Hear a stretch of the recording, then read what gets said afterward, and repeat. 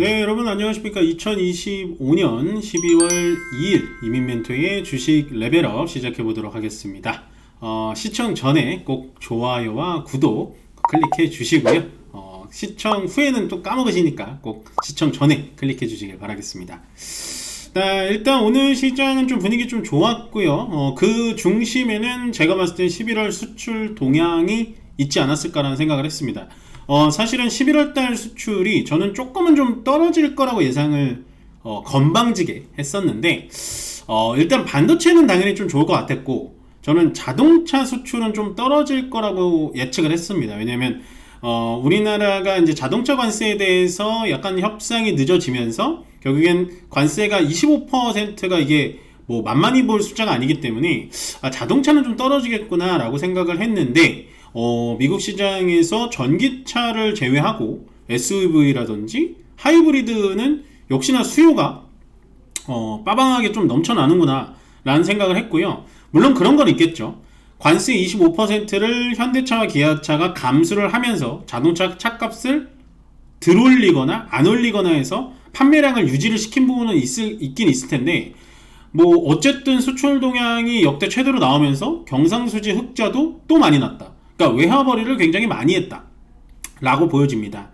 물론 우리가 수출 동향에 대해서는 반도체와 자동차에 대해서만 계속 언론에서 나오지만, 제가 보고 싶은 건 전자기기 쪽, 그러니까 거의 뭐 휴대폰이라고 볼 수가 있겠죠. 휴대폰 쪽하고 화장품도 한 4% 정도 성장을 했거든요. 그러면은 만약에 이 블랙 프라이데이 때도 지금 검색량이, 한국 화장품에 대한 검색량이 엄청 늘어났다라고 하는데 12월 달에는 더 늘어나지 않을까라고 약간의 희망의 회로를 좀 그려볼 만한 가능성이 좀 있다 라고 보시면 돼요. 아시겠죠? 그 정도 생각해 주시면 될 것 같고, 그 다음에 이제 요걸 제가 어저께 다뤄드릴까라고 했는데 조금은 더 지켜보고, 일단 어저께는 약간은 그런 분위기만 풍겼기 때문에 제가 섣불리 레벨업에서 얘기를 하지 말아야지 라고 해서 얘기를 안 드렸는데, 일본의 BOJ, 그러니까 BOJ 일본 중앙은행이 금리 인상을 거의 할 것 같아요. 네, 검토라고 나와 있긴 한데 금리 인상 할 겁니다. 그래서 시장이 어저께 좋지 않았고 오늘은 좀 좋았지만, 시장이 계속해서 더 가야 되는데 못 가는 거고, 비트코인이 폭락이 나왔고 미국 시장이 썩 좋지 않았던 거예요. 그러니까 요건 조금 쉽게 생각할게요. 일본이 금리를 인상한다는 건 일본한테 돈을 맡기면 그만큼 이자를 더 준다는 얘기거든요. 그러면 일본이 어떤 나라입니까? 일본 엔화가 어떠한 파워를 갖고 있죠? 기축통화국이잖아요. 그러면 일본은 만약에 금리를 인상한다고 하면 전 세계 글로벌 투자자들이 굳이 미국이나 한국 투자할 필요 없이 일본으로 옮겨서 주식으로도 먹고 금리로도 먹을 수 있겠구나 하면서 이 일본 중앙은행의 금리 인상이 모든 유동성을 청소기처럼 빨아가겠죠. 조금 쉽나요? 이자를 더 주는 은행을 우리가 찾아가듯이 이자를 더 준다는 국가를 찾아가는 게 투자자들의 본능이라는 거죠. 그래서 비트코인의 자금도 빨려 들어갔고, 미국이 물론 엔비디아 향은 좋았지만 미국 시장이 딱히 이유 없이 빠지면서 돌아간 게 바로 일본의 금리 인상입니다. 그러면은 앞으로 어떻게 될 것이냐? 엔캐리 트레이드라는 건 조금 다른 얘기예요. 엔캐리 트레이드는 뭐냐면 일본이 금리가 되게 낮잖아요. 그래서 낮은 금리로 돈을 빌려서, 일본 돈을 빌려서 미국, 한국에 투자를 해놓는 겁니다.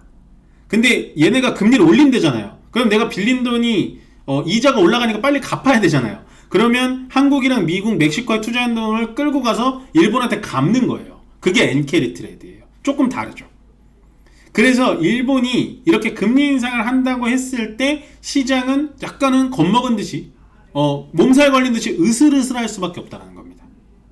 요걸 어떻게 쉽게 설명해 드릴까 제가 고민 많이 했는데, 조금 이해가 덜 되시면 제가 좀 더 쉽게 한번 고민을 해볼게요. 어쨌든 일본의 금리 인상은 우리가 엔캐리 트레이드 청산 때 하루에 지수가 사이드카가 걸릴 정도로 폭락했던 날이 있었죠. 그게 지금 계속 또 얘기가 나오면서 일본이 금리 인상하니까 또 시장 빠지는 거 아니야? 하면서 시장이 주춤주춤거리고 있는 겁니다. 근데 제 생각은 달라요. 이게 그러니까 작년에 엔캐리 트레이드가 나왔을 때는 모르고 뒤통수를 맞은 거거든요. 그럼 엄청 아프죠.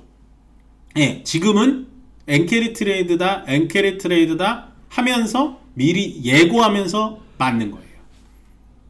그래서 물론 모르고 맞거나 알고 맞거나 아픈 건 동일합니다만은 알고 맞으면요 대처가 가능해요. 예, 예를 들어 선생님이 그냥 엉덩이를 아무 생각 없이 때리는 거랑 엉덩이 때릴게라고 하면 엉덩이에 힘이 들어가잖아요. 그럼 좀 덜 아프잖아요. 그래서 저는 지금 시장에서 얘기하고 있는 엔캐리 트레이드다, 뭐 엔캐리 청산이다 라는 거에 대해서 겁먹지 않으셔도 된다. 시장은 잘 버텨주고 있다.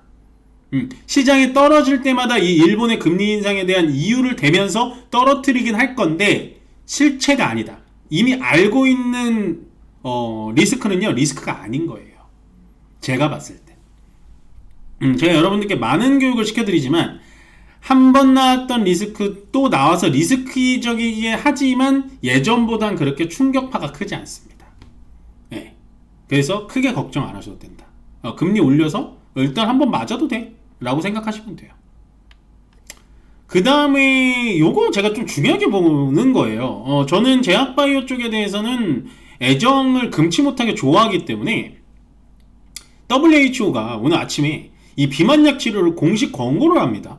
예, GLP-1길, 펩타이드. 예, 보통 지금 비만약이 뭐 지금 단일작용제, 복수작용제 많긴 많은데 기본은 이 펩타이드 GLP-1계열이거든요. 그럼 이렇게 되면 비만약 시장이 점점 커질 수가 있어요. 그렇게 되면 미국의 뭐 보험 수가라든지 이런 것도 승인을 받게 되면 비만약 시장은 기하급수적으로 커집니다. 그러면 제가 제약바이오에서 여러분들 딱 두 가지만 나누면 됩니다. 비만약과 플랫폼, 기술 플랫폼 쪽으로 보시면 되는데 비만약 쪽이 괜찮을 것 같네요 라고 11월 말쯤에 말씀드렸던 것 같아요. 근데 이렇게 HWO까지 밀어준다? 전 비만약 역시나 봐야 된다. 비만약을 보려면 뭘 봐야 된다? 장기지속형, 경구용, 근육량 증가. 요 세 가지 테마 꼭 기억하시면 돼요. 오늘은 제가 어저께 썸네일을 이제 연말에는 코스닥이다 이렇게 얘기를 했는데 누가 제가 얘기를 하는 걸 들었는지 오늘은 저의 뒤통수를 세게 때리고 코스피로 밀어붙이네요. 코스피에 외국인들이 현물 한 1조 넘게 들어오면서 코스피가 훨씬 더 강하게 밀어붙였고 그 중심에는 반도체, 자동차가 있었습니다. 반도체와 자동차가 오늘 간 건 제가 봤을 때 1번 뉴스 11월 수출 동향 때문인 것 같고요. 그렇다고 해서 그러면은 제 예상이 틀리고 코스피로 다시 돌아가야겠네요는 아니에요. 그건 아닙니다. 코스닥에 대해서 매기는 아직도 있어요. 멘토님 오늘 외국인들이 매도했는데요? 전혀 관계없는 물량입니다. 물량이 얼마 되지 않아요. 그럴 수 있어요. 왜냐면 돈이라는 건 한계가 있기 때문에 코스피와 코스닥 다 같이 가면 좋겠지만 저는 연말까지 최대한 1월달까지는 코스닥이 코스피보다는 더 강할 거라고 생각하고 있어요. 그게 시장의 정상화로 가는 지름길입니다. 정부에서도 그걸 원하고 있고 물론 하루 만에 제 예상이 빗나가긴 했습니다만 그거 인정합니다. 빗나가긴 했습니다만 코스피는 이런 식으로 버텨주면 정말 좋은 거고요. 여기서 코스닥까지 붙어서 제가 말한 정고점을 넘어간다면 우리나라 시장 좀 붙어볼 만하다 라고 말씀을 좀 드리고 싶고 오늘 강세업종을 좀 보겠습니다. 자동차, 금융, 조선 쪽인데 코스피가 전체적으로 좋다 보니까 조선 쪽도 같이 올라가지고 있는데 조선이 약세업종이 있을 때마다 말씀드렸던 것 같아요. 조방원이 끝났다라고 표현하시는 분들도 많아요. 그게 틀렸다라는 건 아닙니다. 근데 저는 아니라고 생각한다고요. 아직 충분히 살아있는 모멘텀이 있고 조방원에 대해서 예전처럼 뭐 신고가로 올라가서 정말 해피한 해피타임입니다 라고까지는 얘기를 못하겠지만 그래도 조방원에 대해서는 아직 미국에 대한 임팩트가 남아있기 때문에 저는 충분하다고 보여지고 특히나 방산 쪽에 대해서는 러시아 우크라이나 협정이 나면 어느 정도 조정이 또 올 거예요. 그러면 전 기회라고 보여진다. 늘 한번 주도주였던 애들이 눌러줬을 때 추세가 끝나지 않았을 때 다시 잡아서 올라갈 수 있는 힘은 충분히 남아있다고 보여지고 자동차가 오랜만에 정말 좋았죠. 왜 이렇게 안 가나 라고 했는데 저는 어저께도 왜 안 가나 했어요. 수출 데이터가 어저께 나왔는데 안 가가지고 제가 말씀을 못 드렸거든요. 근데 오늘 이렇게 뒤늦게 물론 뭐 오늘 뉴스에서는 관세가 뉴스가 나와서 그렇다라고 하는데 저는 그거는 그냥 끼워 맞추기 뉴스인 것 같고요. 제 생각으로는 그냥 저는 수출 데이터가 생각보다 너무 잘 나왔어요. 그래서 자동차가 올라간 것 같고, 금융, 증권, 뭐 지주사 오늘 전체적으로 괜찮습니다. 지주사는 조금 떨어졌고, 금융 쪽에 대해서는 역시 배당 얘기가 나오면서 좋았다라고 보시면 되고요. 마지막으로 약세 업종을 보자면 보안 쪽은 하루살이였네요. 이렇게 보면 이게 왜 그러냐면 보안 쪽이 나쁘진 않거든요. 앞으로도 저는 보안 쪽은 좋을 것 같아요. 뭐 보안이라고 하면 뭐 지니언스도 있고 뭐 드림 시큐리티도 있고 뭐 전체 종목들이 되게 많은데, 보안 쪽이 우리가 트레이딩하기가 좀 어려운 이유가 뭐냐면 종목들이 작아요. 그래서 보안을 이렇게 길게 투자하기가 되게 어렵습니다.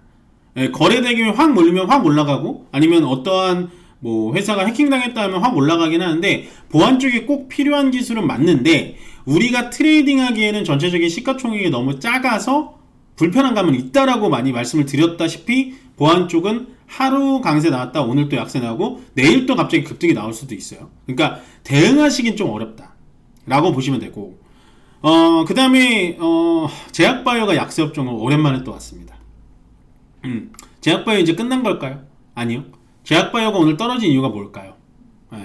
제약바이오가 12월 들어서 특히나 11월 달부터 되게 좋았는데, 오늘 조정받는 이유는 수익 실현, 차익 실현 아니고요. 전체적인 제약바이오의 분위기가 약간은 좀 찬바람이 불었어요. 뭐냐면 케어젠이 FDA 승인 일상에서 어떻게 보면 좀 빠꾸를 먹었고, 거기다가 펩트론과 일라이릴리가 기술 증설을 하는데, 기술 검토를 하는데, 그 기술 검토에 대한 결과가 원래 12월 7일날 나오기로 했는데 그게 연장됐습니다 라는 공시가 나오자마자 실망 매물이 쏟아진 거예요.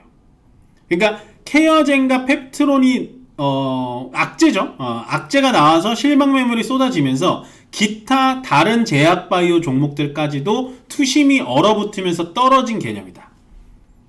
이거 주식이 참 심오합니다.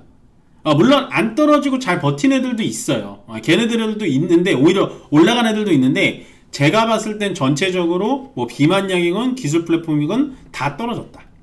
그러면 뭐라고 생각해야 되나요? 펩트론과 케어젠만 피하고 나머지 종목은 다시 올라가겠구나라고 생각하는 게 간단한 공식 아닐까 라는 생각을 하고, 방사는 오늘도 좋지가 않네요. 역시나 러시아 우크라이나가 화해를 할수록 방산 쪽은 좀 좋지 않은데, 이게 방산이 떨어질 만한 이유일까라는 거에 대해서는 저는 아직도 좀 물음표가 좀 크게 달려 있습니다. 그래서 저는 뭐 보안 쪽은 좀 우리가 다루기 어려우니까 약세 중에서 그럼 빼더라도 제약바이오나 방산 쪽은 계속해서 보시는 게 좋아 보인다라고 정리를 해드리면서 오늘 레벨업은 여기서 마무리 짓고요. 여러분들 마지막까지도 좋아요와 구독 꼭 부탁드리면서 저는 내일 다시 뵙도록 하겠습니다. 고맙습니다.